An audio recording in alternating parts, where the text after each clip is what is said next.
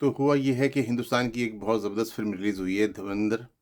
और ये ऐसी फ़िल्म है कि जिस पर हम पाकिस्तानियों को भी तबसरा ज़रूर करना चाहिए। मैंने हिंदुस्तानी जो तज्ज़िया निगार हैं, तबसरा निगार हैं, उनके तबसरे पढ़े और इस फ़िल्म को फर्स्ट डे, फर्स्ट शो जाकर भी देखा।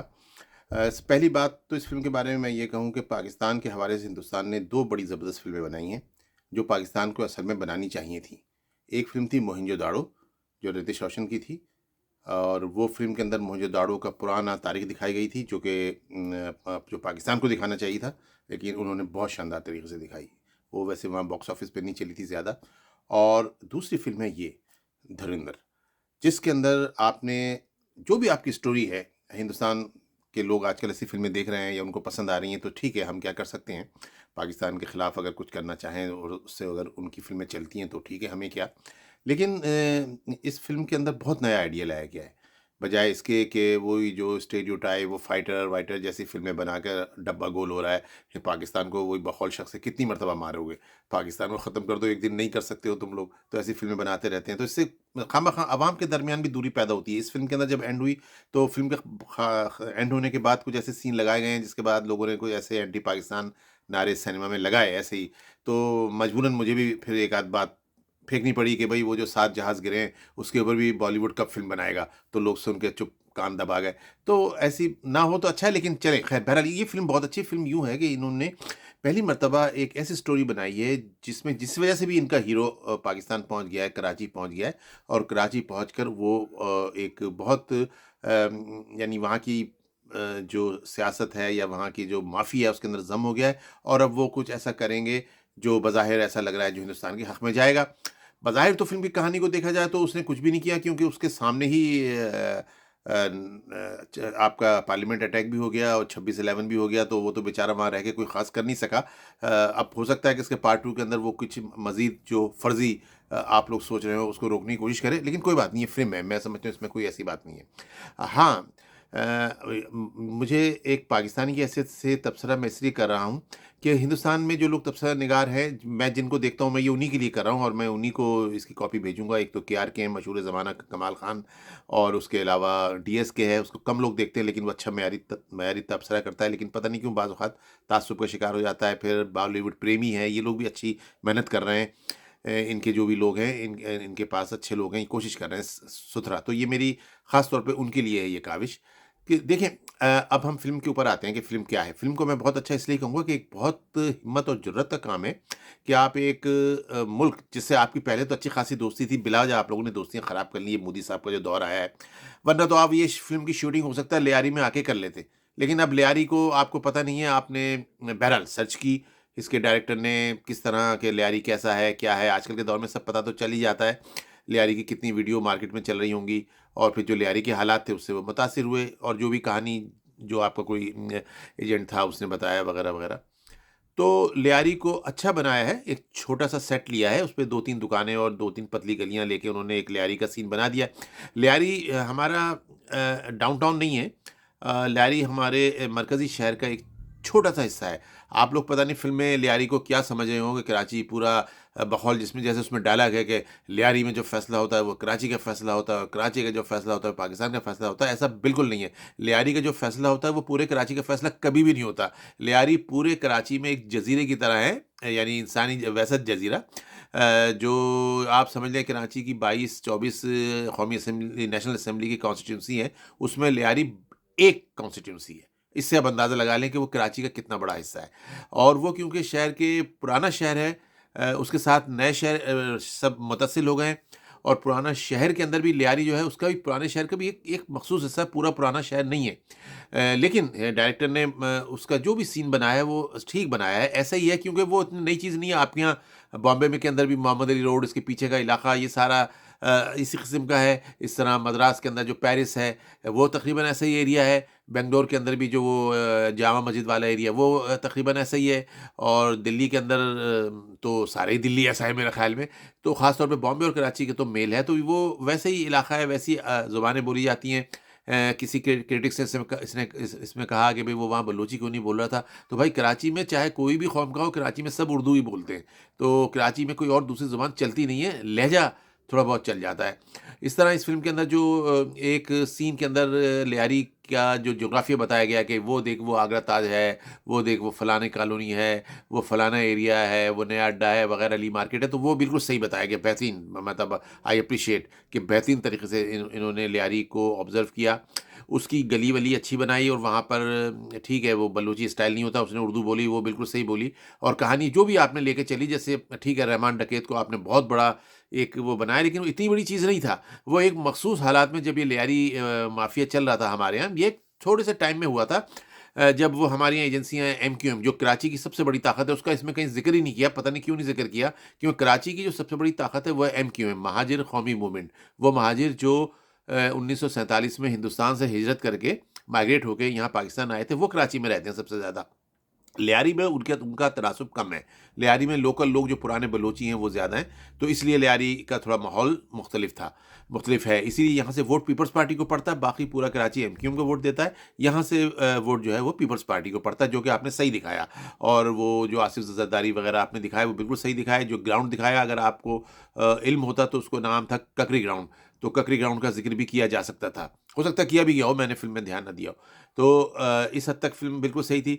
अब उसमें जो आपने कहानी डाली रहमान डकैत की, तो वो इतनी बड़ी बात नहीं थी। रहमान डकैत एक छोटे से दौर के अंदर आया था, बदमाश था। ये खुद वहाँ एमक्यूएम भी क्योंकि उधर हल्ला बोल रही थी क्योंकि एमक्यूएम चाहती थी कि बलूचों को भी अपने साथ मिला लें ताकि ये कॉन्स्टिट्यूंसी भी पीपल्स पार्टी से छीन ली जाए। तो उसको रोकने के लिए ये गैंग बनाई गई थी और इसमें पीछे से हमारी जो एजेंसीज़ हैं उनका हाथ था। तो यहाँ पर इस तरह ये गुंडागर्दी को और इन चीज़ों को फ़रोग़ दिया गया था, जिससे रहमान डकैत, उज़ैर बलोच लोग जैसे लोग और अरशद पप्पू ये लोग पैदा हुए। ये एक्चुअली फ़िल्म की कहानी यूँ होनी चाहिए थी कि ये सारे ग्रुप एक तरफ थे जो बलोची ज़ुबान बोलते हैं और उनके मुकाबले पे एमक्यूएम थी, जिसने इनका भरपूर मुकाबला किया और फिर ये जो बेशतर मारे गए, कुछ तो आपस की लड़ाई में मारे गए जैसा कि ये जो जिस तरह फ़िल्म में दिखाया रहमान डकैत को भी ज़ाहिर है ग्रुप के लोगों ने ही मरवाया, अब ग्रुप से ही मरे और कुछ को बाकियों को एमक्यूएम ने मार दिया। कुछ को फिर वो चौधरी असलम लगा रखा है जो अब पार्ट 2 में आएँगे, तो चौधरी असलम को फिर दिखाया जाएगा कि शायद वो मज़हबी अनासर मार देंगे, ऐसा ही हुआ था। और चौधरी असलम ने एमक्यूएम वालों को बहुत मारा था। तो ये लेकिन ये वाहिद आदमी था, तो एमक्यूएम ने किसी को नहीं छोड़ा था। एमक्यूएम पे जितने पुलिस वालों ने ज़ुल्म किए थे अपने दौर में, एमक्यूएम ने एक-एक को चुन-चुन के मारा था, उसमें सिर्फ़ 2 बच गए थे, एक राव अनवर और एक ये चौधरी असलम। चौधरी असलम को ये मज़हबी अनासर ने मार दिया बिलाखिर, बाकी अनवर अल्लाह का फ़ज़ल है वो बख़ैरियत हैं। तो ये इसका एक कहानी का एक मोड़ है लेकिन इन्होंने उसको एक बड़ा बना दिया, रहमान डकैत को एक बहुत बड़ा बलोच वो हीरो कोई बना दिया, ऐसा नहीं था वो तो चंद दिनों की बादशाहत थी, थोड़े दिनों में वो क्योंकि मजबूरी थी वहाँ से जो पीपल्स पार्टी के अरकान सूबाई असम्बली या कौमी असम्बली खड़ा होना चाहते थे, तो वो इन्होंने इतना वहाँ पे अपना राज कर लिया था कि वो इनको दावतों में बुलाने लगे थे। तो रहमान डकैत जनाब आसिफ ज़रदारी की बहन के दावत में पहुँचे हुए हैं या इस तरह के सीन पार्ट हुए थे, लेकिन वो सब चीज़ें बहुत जल्दी ख़त्म हो गई थी। ऐसी चीज़ें ज़्यादा लंबे अरसे तक बर्दाश्त नहीं की जा सकती कि कराची का माफिया उतना बॉम्बे की तरह का बड़ा बहुत वैसा पेचीदा माफिया नहीं है। कराची का माफिया अपने उसके जो कुछ वो माँगता है वो ज़्यादा नहीं है। वो ज़्यादा उसको वहीं का वहीं मिल जाते हैं पोर्ट के पास। और लियारी भी कोई इतना बड़ा एक बदमाश एक गढ़ है, एक डिफरेंट टाइप की चीज़ ज़रूर है कराची के अंदर, लेकिन ऐसा कोई ख़तरनाक नो गो एरिया वो कभी नहीं रहा है। और अगर कुछ अरसे रहा है तो वो इन्होंने तोड़-ताड़ दिया। कुछ ज़्यादा अरसे ऐसे नहीं रहा है। तो इसलिए मैं ओवरऑल फ़िल्म में अच्छी कोशिश की गई है कि वो पाकिस्तान से आके वहाँ के लोग इंडिया की एजेंसियाँ ऑपरेट कर रही हैं, तो इसी बहाने उन्हें पाकिस्तान दिखाने का मौका मिला और हम पाकिस्तानी को भी मज़ा आया कि चलो हमें पाकिस्तान हिंदुस्तान की फ़िल्में देखने को मिला, क्योंकि हमारी फ़िल्म इंडस्ट्री तो अब हमारे पास है नहीं। और जब थी भी हमारी फ़िल्म इंडस्ट्री अच्छी थी जब 70s में 80s में, तो तब भी उनको ऐसा कोई आइडिया नहीं आया कि वो अपने ही शहर को कहीं नुमायाँ करें। हमने तो कभी कायद-ए-आज़म पे एक फ़िल्म बड़ी मुश्किल से बनाई, वो भी जब आपके यहाँ गांधी बनी। और हमने तो फिर बड़ी हमारे फ़ातिमा जिन्ना पे कोई फ़िल्म नहीं है जो हमारी एक बहुत अहम सियासी रहनुमा थी, कायद-ए-आज़म की बहन थी।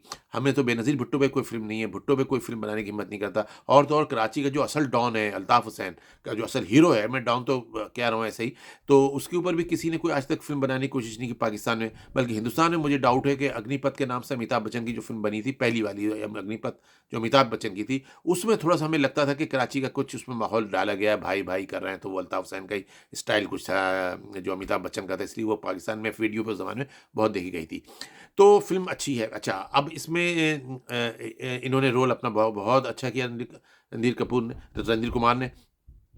रणवीर सिंह ने, सॉरी इतने सारे रणवीर सिंह हो गए। तो रणवीर सिंह ने अच्छा काम किया, अच्छा काम करता है हमेशा से। ये वो उन मेहनती अदाकारों में से है, जिन्होंने अपनी मेहनत से अपना नाम बनाया, इसलिए मुझे उम्मीद है कि ये आगे भी चलता रहेगा। इसने अच्छी एक्टिंग की है, बाल-वाल बढ़ा के उसका वो एक स्टाइलिश लुक किया हुआ था, जैसा कि पिछली पद्मावती वगैरह में था, तो वो उसका अब एक उसके साथ चिपक गया तो सही है। हीरोइन के बारे में था कि बहुत छोटी कोई बच्ची है, 17 साल की, उसको ले लिया है। तो लेकिन यहाँ पर पता चला है डायरेक्टर ने बहुत सही अकलमंदी की, वो बिल्कुल फिट है। एक तो क्योंकि कहानी की भी ऐसी थी कि वो इस पॉलिटिशियन की बेटी को फांस रहा है, तो ज़ाहिर है कि वो बेटी बड़ी समझदार एज की तो नहीं फंसेगी आराम से ऐसे ऐसे आदमी से, तो यकीनी तौर पे वो यंग एज की होगी, तो शायद 17 ईयर 18 ईयर का उसको फिल्म में भी दिखाया है। लेकिन उसका चेहरा बिल्कुल एग्जैक्ट वो बलोच फेस लाए हैं, आपको ये देखना चाहिए। ये मैं बता दूं आपको, जो हमारे क्रिटिक्स हैं उनकी समझ में नहीं आया, इस लड़की का चेहरा बलोच कट है, तो वो इसलिए फ़िल्म के अंदर वो मैच कर रही है और अच्छा लग रहा है, वो जोड़ी अच्छी बनी है। तो उसकी जितनी भी एक्टिंग है इट्स ओके, वो अब अच्छी है। हाँ, बिलाशुबा इसमें कोई शक व शुबा नहीं है कि अक्षय खन्ना इस फ़िल्म का असल, इस कम से कम इस पार्ट का हीरो अक्षय खन्ना है। बेहतरीन अदाकारी की है, बेहतरीन तरीके से फ़िल्म पे छाया रहा है, और ये डायरेक्टर का कमाल है कि उसने असल हीरो को पीछे रखा है, खामख़ा आगे नहीं लाया है। यही तो कमाल है फ़िल्म का, डायरेक्टर का और बनाने का, कि क्योंकि असल मामला सारे जब रहमान डकैत के हाथ में, तो रहमान डकैत ही फ्रंट पे होगा ना। ठीक है, बहुत ज़्यादा डायलॉग, बहुत ज़्यादा उससे बदमाशी के डायलॉग नहीं खिलवाए गए, लेकिन उसका जब भी वो आता है, लगता है कोई चीज़ है। तो बेहतरीन एक्टिंग उसकी, नंबर 1 उसी को मैं कहूँगा। इसके अलावा जो बाकी एक्टर हैं, उनके भी सबके अच्छे रोल हैं। माधवन वहाँ हिंदुस्तान में बैठा हुआ, उसकी एक्टिंग भी सही है, शेप, चेहरा बड़ा अच्छा डिफरेंट बनाया है। और इसके अलावा जो फ़िल्म की असल चीज़ होती है मौसीकी, मौसीकी फ़िल्म की बहुत अच्छी हो सकती थी। शायद ये डायरेक्टर को पता नहीं था कि बलूची म्यूज़िक तो दुनिया की सबसे ज़्यादा थिरकने वाली म्यूज़िक है। आपको शायद उसको पता नहीं, डायरेक्टर को 90s की दहाई में बॉम्बे के जितने नाइट क्लब्स थे, जिसमें मशहूर ब्लू नाइल था, एक ताजमहल था, जिनमें मैं गया हुआ हूँ, उसके अंदर कम से कम हर रात को 4-5 गाने बलूची जो मौसीकी उसमें बजा करते थे, वल्ले वल्ले जिए जिए भुट्टो बेनज़ीर जी। हालाँकि पॉलिटिकल गाना था, लेकिन ये बॉम्बे क्लब में बजता था। ये बलूची धुन है, और बलूची धुन कितनी बॉम्बे में मैंने बजती हुई सुनी है। जितनी भी मशहूर धुनें, सारी बॉम्बे वालों को पता होनी चाहिए थी। तो इसमें तो ऐसे गाने बनते, ऐसे सुपरहिट होते, लेकिन पता नहीं कौन से गाने, ढीले-ढीले गाने बना दिए, जो बिल्कुल सूट नहीं कर रहे। ख़ास तौर मुझे ख़ास गाना बनाया गया कि शेर बलूचिस्तान या ऐसा कुछ गाना, नो, बिल्कुल नहीं चला वो गाना। उसकी जगह आप बलोची म्यूज़िक पे लेते, वल्ल द ल लन जन तना जना जिन्नन जन्ना ना डिन्नन डिन्नन ला ला चल्लल चल्लल, तो इस टाइप बहुत गाने हैं, बहुत सारी म्यूज़िक और फ़ोक म्यूज़िक है, कोई आपको उसपे पैसे-वैसे भी देने नहीं पड़ते। तो म्यूज़िक इसकी डाउन है। तो और बाकी फ़िल्म में जो भी कुछ है वो मैंने आपको बताया। हाँ, ये आपको बताया कि लियारी एक छोटा-सा टुकड़ा है, इतना बड़ा नहीं कि उससे कोई इतना बड़ा पाकिस्तान पे कोई असर हो जाए या वहाँ कोई चीज़ें हो जाएँ। तो ये सब आपने, क्योंकि आपके क्रिटिक्स ऐसी बातें बता रहे हैं, इसलिए मैं चीज़ समझा रहा हूँ। बाकी तो वहाँ के लोग फ़िल्म की टेक्नीक के ऊपर तबसरा अच्छा कर रहे होंगे, और हम चाहते हैं कि फ़िल्म चले, फ़िल्म इंडस्ट्री चले, लोग सिनेमाओं में देखने आएँ, चाहे हिंदुस्तान हो या पाकिस्तान हो। मैंने भी ये फ़िल्म यहाँ मॉन्ट्रियल में सिनेमा में जाकर देखी है। 3 घंटे 34 मिनट की फ़िल्म थी। सही है, दरमियान में नींद-वींद आती रही, लेकिन ओवरऑल फ़िल्म बर्दाश्त के काबिल हो गई। शायद उतना अच्छा तो ना चले जैसे एनिमल, पठान, नौजवान, जवान या दूसरी बात की फ़िल्में चली हैं। उतना तो ना चले, लेकिन मेरे ख़्याल से एक अच्छा बिज़नेस करेगी, क्योंकि थोड़ा-सा लोग इसके अंदर बोर हो जाएँगे। अगर इसका शुरू का हिस्सा थोड़ा-सा शॉर्ट रख दिया जाता, जितना इंटरवल के बाद है, इतनी इंटरवल से पहले होती, तो ये फ़िल्म बड़ी जल्दी हज़म हो जाती। तो इस हवाले से मैं समझता हूँ कि ये एक अच्छी काविश है। पाकिस्तान के हवाले से ये एक अच्छी काविश है। पाकिस्तानियों को एप्रिशिएट करना चाहिए, जहाँ-जहाँ पाकिस्तानी हैं, पाकिस्तान से बाहर, दुबई से लेके अमेरिका तक, इनको ये फ़िल्म ज़रूर देखनी चाहिए, अगर सिनेमा देखते हैं तो। और हिंदुस्तान वालों से हम ये अपील करेंगे, देखो ये लड़ाई झगड़े आपस की, उससे कोई फ़ायदा नहीं है। मिल-जुल के रहने में फ़ायदा है। देखें, हम लोग एक जैसी ज़ुबान बोलते हैं, एक जैसे हमारे अंदाज़ हैं। आपने अब देख लिया होगा बलोच एरिया, लियारी के अंदर आपको क्या दिखा? क्या कोई बॉम्बे से मुख्तलिफ दिखा आपको? वही हिंदुस्तान जैसे लोग हैं ना सारे। और आप बाहर आएँगे तो आपको सारे लाहौर में सब आपको अमृतसर जैसे लोग दिखेंगे, कराची में सब आपको दिल्ली, यूपी, लखनऊ, बिहार जैसे लोग दिखेंगे। तो हम आपस में क्यों लड़ें? मोदी साहब अपने चंद वोटों की खातिर, सिर्फ़ इक़्तिदार की खातिर, कि हमारी सीटें हम जीतते रहें, इलेक्शन जीतते रहें, लड़ते रहें, ये अच्छी बात नहीं है। ये चीज़ें हिंदुस्तान ही नहीं करता, पाकिस्तान भी करता है। जब हिंदुस्तान सही राह पे होता है, तो पाकिस्तान में कोई ऐसे लोग आ जाते हैं जो अमन और अमान नहीं होने देते, जंग के छेड़ते हैं। और मैं तो समझता हूँ पाकिस्तान ने ज़्यादा गलतियाँ की, हिंदुस्तान ने तो आम तौर पे अच्छा हाथ रखा है। कभी पाकिस्तान पे सख्ती नहीं की, वीज़े वगैरह मिलते रहे। देखें, लोग एक दूसरे के मुल्क में आते हैं, तब एक दूसरे से दिल मिलते हैं। इस तरह खामखा तासुबात पैदा होते हैं। ज़रा-सी बात पे घुस के मारूँगा और ये करूँगा, अब घुस के मारा तो मतलब क्या हुआ? जो पाकिस्तान ने भी अटैक किया, उस पे आपको नुकसान हुआ। फिर करेंगे तो फिर कुछ हमारा नुकसान होगा, कुछ आपका नुकसान होगा। लड़ने-भिड़ने से क्या फ़ायदा है? फ़िल्में सबसे अच्छा आपस का मीडिया देखे, हमारे अदाकार आपके यहाँ आए, ठीक है, ज़्यादा नहीं आना चाहिए, आपके अदाकारों का काम क मुतासिर नहीं होना चाहिए, लेकिन एक चेंज के लिए वो आ सकते हैं वहाँ पर, इसलिए आपके लोग भी काम कर सकते हैं। तो मेरा ख़्याल है कि हमें मिल-जुल के चलना चाहिए और मैं हिंदुस्तान की आवाम को, हिंदुस्तान की फ़िल्म इंडस्ट्री को एक बेहतरीन फ़िल्म बनाने पर मुबारकबाद देता हूँ और जैसा कि मैंने अपील की पाकिस्तानियों से कि इस फ़िल्म को ज़रूर देखें।